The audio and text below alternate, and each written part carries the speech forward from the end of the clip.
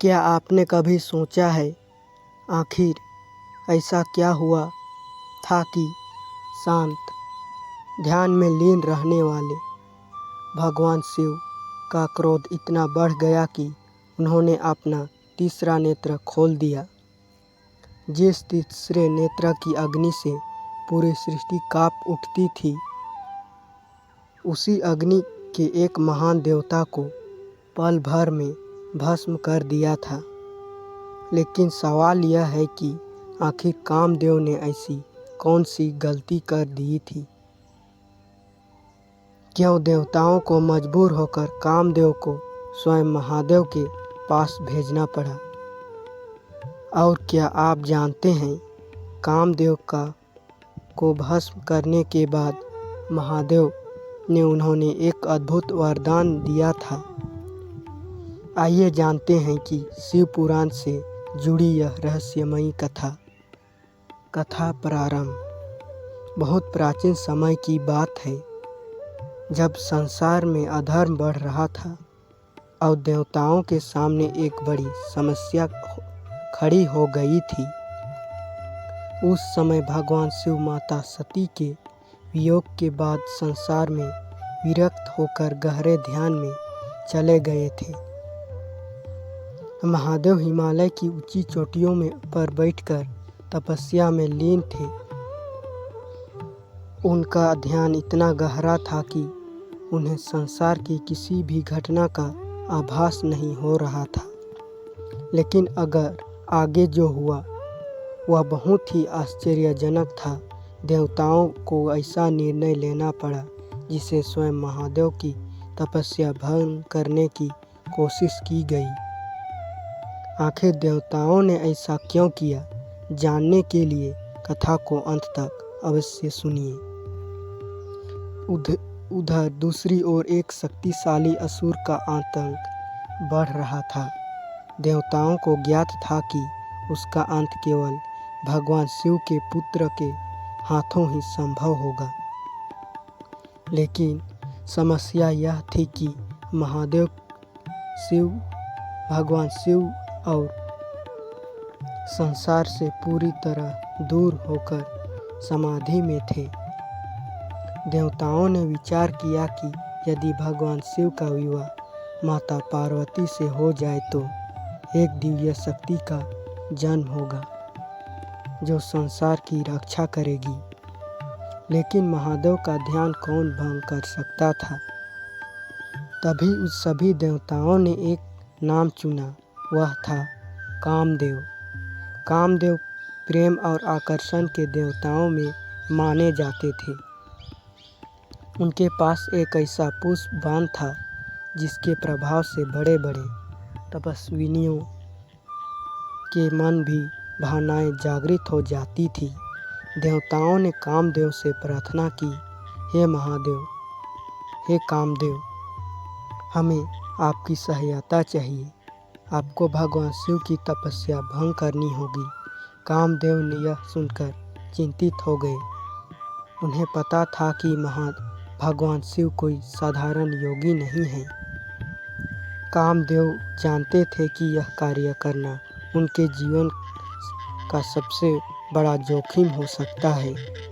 फिर भी उन्होंने महान देवताओं के लिए यह चुनौती स्वीकार कर ली। कामदेव अपनी पत्नी रति के साथ कैलाश पर पहुँचे। वह भगवान शिव आंखें बंद करके ध्यान पर बैठे थे। चारों ओर शांति थी, वातावरण दिव्य था। कामदेव ने अपना पुष्प बाण निकालकर और भगवान शिव की ओर चला दिया। जैसे ही वह बाण महादेव को स्पर्श करने लगा, उसी क्षण भगवान शिव ने अपनी आंखें खोल दी। उन्होंने देखा कि उनकी तपस्या भंग करने का प्रयास किया गया है। महादेव समझ गए कि यह कामदेव का कार्य है। भगवान शिव का क्रोध बढ़ने लगा। उनके मस्तक पर स्थित तीसरा नेत्र धीरे धीरे खुलने लगा। जैसे ही तीसरा नेत्र खुला, चारों दिशा में भयंकर प्रकाश फैल गया।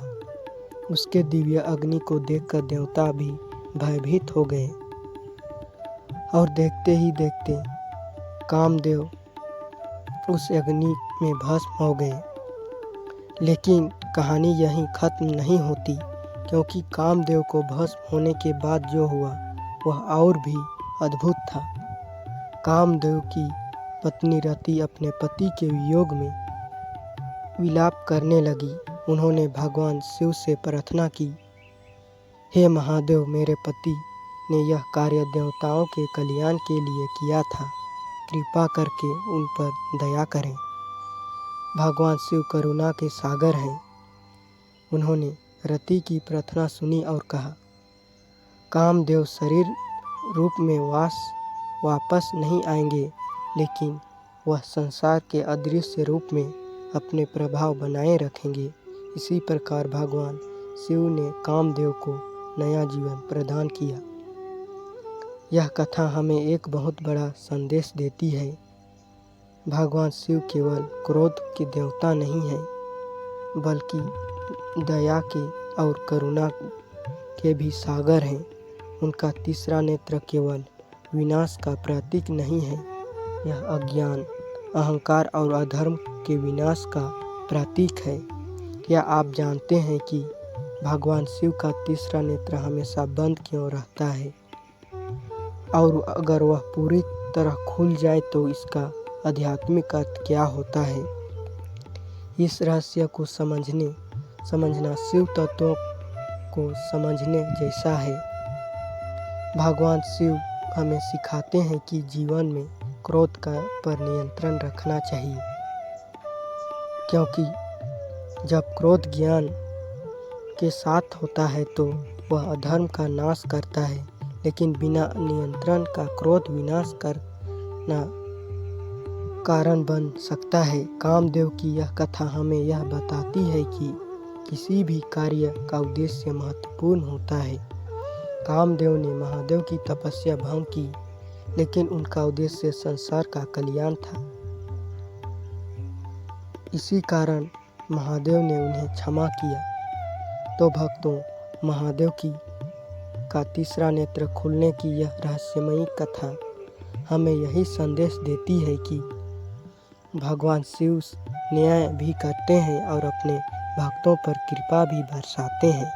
अगर आपको यह भगवान शिव की ऐसे ही अद्भुत और रहस्यमयी कथाएं सुनना पसंद है तो हमारे चैनल को सब्सक्राइब जरूर करें, क्योंकि यहाँ मिलेगी शिव पुराण, महादेव की लीलाएं और सनातन धर्म से जुड़ी अद्भुत कथाएं। हर हर महादेव।